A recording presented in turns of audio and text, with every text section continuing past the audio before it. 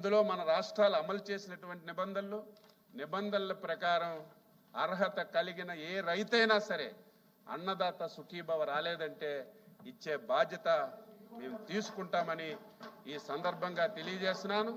గిట్టుబాటు ధర కానీ మీరు ఏం చేశారో మేమేం చేశామో, ఇప్పుడు రైతులకి ఏ ఇబ్బంది ఉంది, ఏ సమస్య వచ్చింది, సమస్య వస్తే పిరికితనంతో పారిపోకుండా నిలబడి ఆ సమస్యని ఏ విధంగా పరిష్కరించామో అన్ని విషయాలు చెప్పడానికి ఇది అయిన తర్వాత అగ్రికల్చర్ డిస్కస్ ఉంది, దాని మీద కూడా చెప్తానని చెప్పి తెలియజేస్తూ అన్నదాత సుఖీభవ ఇచ్చిన మాట ప్రకారం ఇది చేశాం. రేపు సిస్టమేటిక్గా కేంద్ర ప్రభుత్వం ఎప్పుడు రిలీజ్ చేస్తే అప్పుడు ఇచ్చే కార్యక్రమం తీసుకుంటామని మీ ద్వారా సభ్యులకి తెలియజేస్తున్నాను. మంత్రివర్యులు నాదెళ్ల మనోహర్ గారు.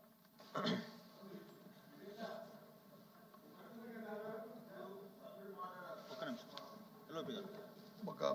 ఈ సూపర్ సిక్స్ మీద ఒక మెంబర్ని ఒక మంత్రి గారిని ఒక మంత్రి అలా ఆల్టర్నేటివ్ మాట్లాడించాను సార్, తప్పలేదు. చైర్మన్ గారు ఆర్డర్లో అధ్యక్ష, మీ ద్వారా ఎల్ఓపి గారికి నేను సూచించేది ఏంటంటే, మా డిపార్ట్మెంట్ పరంగా ముందు మేము ఒక స్టేట్మెంట్ చదివిన తర్వాత గౌరవ సభ్యులు అవునండి షార్ట్ డిస్కషన్లో మేము ముందు కొన్ని వివరాలు మీకు చెప్తే మీకు అర్థం అవుతుంది, దాన్ని బట్టి మీరు మాట్లాడవచ్చు. ఎందుకంటే వాళ్ళ దగ్గర నుంచి వచ్చే డౌట్స్, సభ్యుల దగ్గర వచ్చే డౌట్స్ సమాచారం లేకపోవడం వల్ల కూడా డౌట్స్ రావచ్చు. షార్ట్ డిస్కషన్లో ముందు మేము ప్రవేశపెడతాం, దాని తర్వాత సభ్యుల్ని రెస్పాండ్ అవ్వమనండి, అంతవరకే. దాని తర్వాత క్లారిఫికేషన్ ఇస్తారు.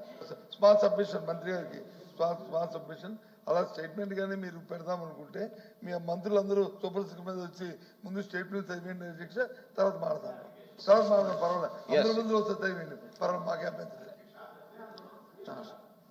అధ్యక్ష, ఇది ప్రభుత్వం సూపర్ సిక్స్ అనే దాని మీద చర్చ కోసం పెట్టినటువంటి